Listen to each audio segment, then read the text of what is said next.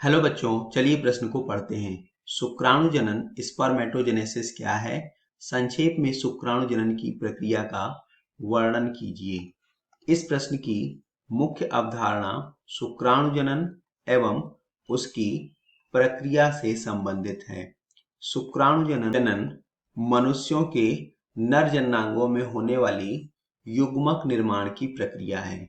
इस प्रक्रिया में शुक्राणु या नर युग्मक का निर्माण संपन्न होता है। अगर हम इसकी प्रक्रिया को देखें तो शुक्राणु जनन की प्रक्रिया प्राथमिक नर जनन अंग वृषण में संपन्न होती है, जहां पर बहुत सारी शुक्राणुजन कोशिकाएं उपस्थित होती हैं। ये शुक्राणुजन कोशिकाएं द्विगुणित होती हैं और इन शुक्राणुजन कोशिकाओं में समसूत्री विभाजन के द्वारा प्राथमिक शुक्र कोशिकाओं का निर्माण होता है। प्राथमिक शुक्र कोशिकाएं। अब चूंकि यहाँ पर समसूत्री विभाजन हो रहा है तो इन कोशिकाओं में गुणसूत्रों की संख्या भी समान रहेगी, अर्थात गुणसूत्रीय परिवर्तन नहीं होगा, ये भी द्विगुणित ही रहेंगी। अब इन प्राथमिक शुक्र कोशिकाओं में प्रथम अर्धसूत्री विभाजन होगा।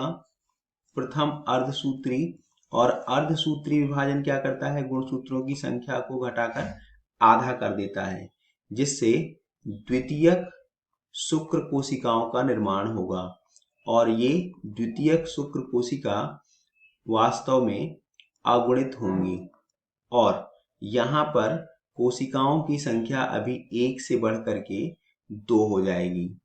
अब द्वितीयक शुक्र कोशिका, इसमें द्वितीयक अर्धसूत्री विभाजन होगा और द्वितीयक अर्धसूत्री विभाजन से पुनः यहाँ पर कोशिकाओं की संख्या तो बढ़ेगी, लेकिन गुणसूत्रों की संख्या में कोई परिवर्तन नहीं आएगा।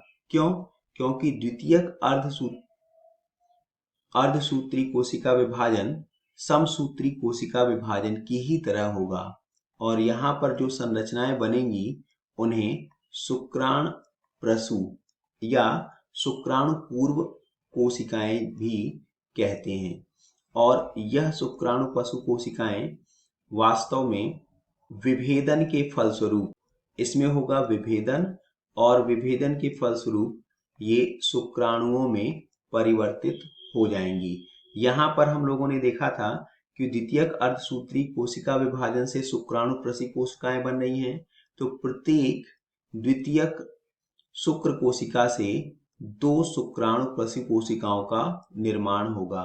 ये वास्तव में शुक्राणु ही हैं जिसमें पूंछ जैसी संरचना अभी तक विकसित नहीं हुई है और विभेदन के पश्चात प्रत्येक शुक्राणु पशु कोशिका कुछ इस प्रकार से शुक्राणुओं में परिवर्तित हो जाएगी। यही प्रक्रिया इन तीनों शुक्राणु प्रसू कोशिकाओं के लिए भी होगी। आशा करते हैं आपको समझ आया होगा। धन्यवाद।